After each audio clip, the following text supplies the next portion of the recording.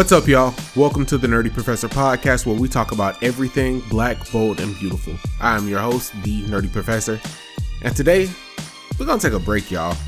We've been going through some really heavy stuff, and I just want to do a little world building with y'all. So let's take a look at the formation of black communities in Canada. But before that, let's talk about a really dope anime. The anime Log Horizon does a great job at exploring all it takes to build a community. Log Horizon revolves around the survival of players trapped in a massively multiplayer online role-playing game, aka an MMORPG, called Elder Tale. Think Sword Art Online, but far better. But in either anime, they don't have the option to log out. The characters must band together, forming alliances, creating towns, and rebuilding society from scratch. The show focuses on themes like resilience, community building, and overcoming challenges. It's a story about adapting to a new reality, forging connections, and building a sense of belonging when everything else seems uncertain. The anime Log Horizon highlights their efforts to establish a sense of normalcy and perhaps even a better world in an environment that was never meant for real life survival. In Log Horizon, characters are thrown into an environment where they must work together to survive and make a new life for themselves. This reflects the experience of Black Canadians in the 18th and 19th centuries. Much like the characters in the anime, Black Canadians arrive in Canada with high hopes for a better life, only to face obstacles like harsh terrain, systemic discrimination, and economic marginalization. Like the characters from Log Horizon, the early Black Canadian settlers didn't have the option of logging out or escaping to a more comfortable world. They faced a real world hardship, but just like in Log Horizon, they had to adapt, finding ways to carve out life and form communities that would support them. They pool their resources, skills, and knowledge, much like the players in the anime who form alliances and collaborate to build something better than what they found. These early Black Canadians laid the foundation for their communities, from establishing schools to creating churches and businesses, ensuring that they could not only survive, but eventually thrive despite the challenges. Both groups, whether trapped in a virtual world or facing the real world, demonstrate that the survival instinct isn't just about physical endurance. It's about building a foundation that can sustain the future generations against daunting odds. The survival in Log Horizon is about the mental and emotional resilience required to adapt to a completely new world. The characters in the show go through a lot of emotional damage as they try to make sense of their new reality. They struggle with fear, uncertainty, and even loss. But they always develop strategies to cope with these emotions and find strength in one another. It's a journey that's as much about emotional survival as it is about physical survival. Similarly, the emotional and psychological resilience of early Black Canadians is a key part of their story. Forced into a new land under difficult circumstances, many faced isolation, discrimination, and a lack of resources, but they had to find ways to preserve their sense of self-worth, dignity, and identity. Just as the characters in Log Horizon have to redefine who they are in a world without the possibility of returning home. Black Canadians had to redefine their place in society that was often hostile and exclusionary. These early Black communities found ways to cope, resist, and thrive emotionally. They leaned on their cultural heritage, spirituality, and each other to form bonds that would withstand the psychological toll of their circumstances. Music, oral traditions, storytelling, and community celebrations became tools of resilience, as well as sources of pride and empowerment. These emotional tools helped them maintain their resilience, much like how Log Horizon's characters build emotional connections through their shared struggles, finding strength in friendship and solidarity. In both cases, survival was about enduring the external world and maintaining an inner strength that could push them forward. Emotional resilience allowed these individuals to hold on to their dreams, their communities, and their identities in the face of adversity. Just as the characters in Log Horizon cling to their hope for a better future within a world that's been turned upside down. Let's go back to the 18th century, a time when Black people began arriving in Canada through a variety of means. So just a quick recap to make sure I have everybody. There are a few major Black migration movements to Canada. First is the forced migration of the transatlantic slave trade from around 1629 to 1834. Early enslaved people were mainly concentrated in Quebec City, Montreal, Halifax, Saint John, and Detroit. The colony was originally under French colonial authority and later British authority. Enslaved Africans primarily worked in households and in the fields, and their contributions were mostly invisible. But they were vital to the early Canadian economy. When the British took control of New France, aka soon to be Canada, in 1763, slavery expanded, especially in urban areas such as Quebec City and Montreal. Despite their lack of legal rights, enslaved Africans influenced their surroundings, particularly through cultural expressions like music. African rhythms and traditions merged with European styles, laying the groundwork for many genres that are soon to come. In addition to music, enslaved Africans brought culinary traditions that blended African cooking styles with European influence, enriching Canadian cuisine. These food traditions became foundational to Black Canadian culture, and over time, the broader Canadian culinary landscape. Even in the face of oppression, enslaved Africans preserved their cultural identities through art, music, and food, asserting resilience and self-determination. So after the transatlantic slave trade, we began our journey in Nova Scotia. For many, Nova Scotia was a place of new beginnings. It was a symbol of freedom, albeit one filled with struggle. During the American Revolution from 1783 to 1785, the Black Loyalists, numbering at approximately 3,000, made their way to British North America and settled in several places: Shelburne, Annapolis Royal, Digby, Sydney, and Halifax. In 1783, the land that would become Birchtown was little more than undeveloped wilderness, a clearing by the shore, isolated and untamed. But the arrival of these men, women, and children marked a dramatic transformation of this otherwise quiet landscape. The American Revolution has just ended, and the British are about to honor a promise they made during the conflict. Thousands of enslaved Africans and free Black men and women who had fought for the British cause with the belief that freedom awaited them were granted asylum. They were promised land, freedom, and opportunity in a new land. Oh, Canada, our home and native land. But as we know, the reality, as it often is, was far more complicated. The Black Loyalists, as they came to be known, were first brought to Nova Scotia with high hopes. The British government, eager to reward their loyalty, began the process of settling these new free people who had once been enslaved or lived in precarious freedom in the American colonies. Most were given less desirable plots across the harbor from Shelburne. Many found themselves on rugged plots far from existing settlements and already established communities. But it was there they founded Birchtown, named after Samuel Birch, the British commander in New York who had signed their certificates of freedom. This is also where Canada gets one of the most important historical documents on immigration, the Book of Negroes. The Book of Negroes is a naval ledger that has the names of 3,000 Black Loyalists that came from New York to Nova Scotia. Birchtown, which would become the heart of Black Loyalist experience in Nova Scotia, was one of those places.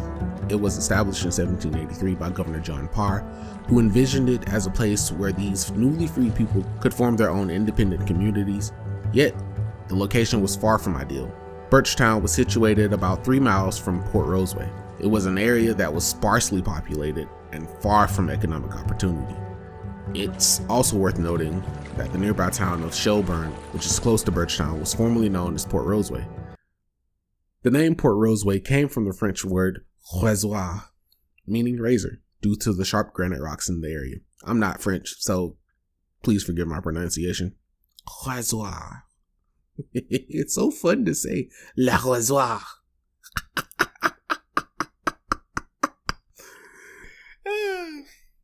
The land itself was not conducive to early farming. The soil was rocky and difficult to till. The climate too proved challenging for those who had hoped to establish a living through agriculture. With a population of about 1,500 to 2,000, Birchtown represented both the largest and perhaps the most challenging settlement of Black Loyalists in the world. These settlers didn't give up. They made the best of what they had. They became pioneers in the truest sense, carving out a living on the land that offered little. They cleared the land for farming, fished along the coast, worked in the local lumber industry, and contributed to the economy of the large community. Many took on laborious jobs as day workers or domestic servants, while others worked as artisans, tradespeople, and in small businesses. It's a story of adaptation, resilience, and at times defiance in the face of profound adversity. One of the most powerful aspects of Birchtown's legacy is its role in shaping the cultural identity of the Black Canadian community. The Black Loyalists brought with them a rich cultural heritage shaped by both African traditions and the experience of enslavement. In the years that followed, the traditions of spirituals, music, and oral storytelling became an essential part of Birchtown's cultural fabric. What's fascinating, though, is how Birchtown became a seed from which other African Nova Scotian communities would grow. From the hardship of Birchtown, new communities emerged, eventually stretching beyond the bounds of Nova Scotia into other parts of Canada. As we know from last episode, the Jamaican Maroons were exiled to Nova Scotia for punking the British. The Maroons were settled essentially on the same land as the Black Loyalists in 1796.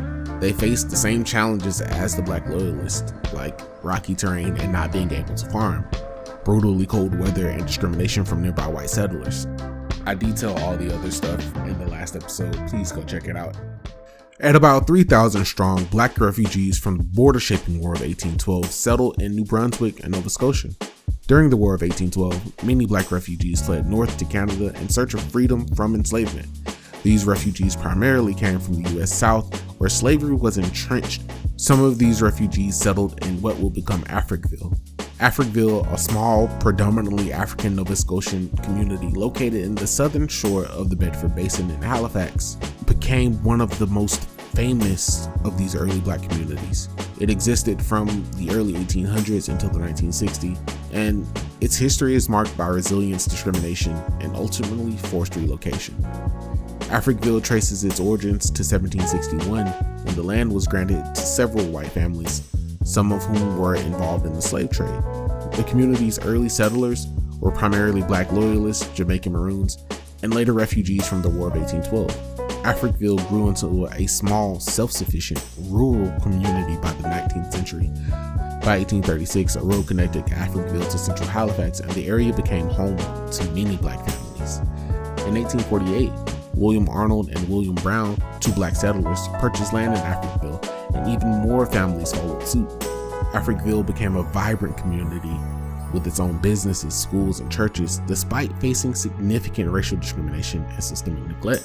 Unfortunately, in the 1960s, the municipal government of Halifax decided to destroy Africville, displacing its residents and erasing much of the rich history. The community's homes and businesses were demolished, and the residents were forced into other parts of the city. Despite the destruction of Africville, it remains a powerful symbol of the contributions, struggles, and the resilience of Black Nova Scotians. Last but certainly not least of the Black migration movements to Canada before the end of the 19th century are those from the Underground Railroad. The Underground Railroad, stretching from the 1830s all the way to the end of the Civil War in 1865, was a lifeline for thousands of enslaved people in the United States. They would begin settling in the Great Lakes region of Canada, and they numbered at about 30,000. You know, just some slight. The moment they crossed the border, they stepped into something truly remarkable: relative freedom. But let me tell you, that freedom wasn't handed to them on a silver platter. They often faced deep-seated racial prejudice, limited economic opportunities, and isolation in their new environments. Upon arrival, they settled mainly in Ontario, where they faced the challenges of integrating into a predominantly white society. Fugitive slaves contributed significantly to the growth of Black communities in Canada. Many of the escapees took the skills they had honed while enslaved, like blacksmithing, farming, and carpentry, and set up businesses, built communities, and created legacies that would shape Canadian history. Ontario was the promised land for many escaping slavery in the United States, with towns like Windsor, St. Catharines, and Amherstburg becoming critical hubs for freedom seekers. Alright, so let's kick things off with talking about Windsor first. A town right across the river from Detroit, which became one of the most crucial stops in the Underground Railroad. Windsor was a lifeline. When freedom seekers crossed into Windsor, they found not only freedom, but also a community that was eager to build. Windsor became home to many former slaves who had escaped through the Underground Railroad. They established farms and businesses, laying down roots in this town that would soon play a significant role in shaping Black history in Canada. Windsor's proximity to Detroit meant it was a continuous entry point, and over time, it flourished into a cultural and economic hub for Black Canadians. Then there's St. Catharines, Ontario. Known as one of the most important stations on the Underground Railroad, St. Catharines was where many Black refugees built new lives after fleeing enslavement. The town is deeply entwined with figures like Harriet Tubman. The people who settled in St. Catharines became active members of society, establishing businesses, schools, and organizations to help other Black people who had arrived. Their contributions to the town and to Canadian history was invaluable, particularly in the push for abolition and civil rights. In places like Emmitsburg and Chatham-Kent, two towns in southwestern Ontario, Black Canadians were surviving and thriving. These towns became epicenters for Black communities that had escaped slavery, and they played a major role in shaping Canada's social landscape. The community was a vital part of the Underground Railroad, and when they arrived, they quickly got down to business and established farms and businesses. But beyond that, Emmitsburg became a hotbed for Black activism. People were organizing, fighting for their rights, and making sure their voices were heard. And then there's Chatham-Kent, a region that became home to one of the largest Black populations in Canada by the mid-1800s. These were communities that built more than just farms, they built legacies. The Black community here was involved in everything under the sun, from farming to politics, creating businesses, and establishing schools. The town became a beacon of hope for those who had escaped slavery. It was here that Black Canadians found freedom and opportunity. Chatham-Kent was where the dream of a better life began to take root, and from here, Black Canadians went on to change the course of history. The legacy of early Black Canadian communities continued to shape contemporary Black culture, particularly through entrepreneurship, education, political activism, and cultural preservation. Early Black settlers brought valuable skills like blacksmithing, carpentry, and farming, which helped them build businesses and create economic opportunities. Today, Black Canadians continue this entrepreneurial spirit, establishing businesses across various sectors.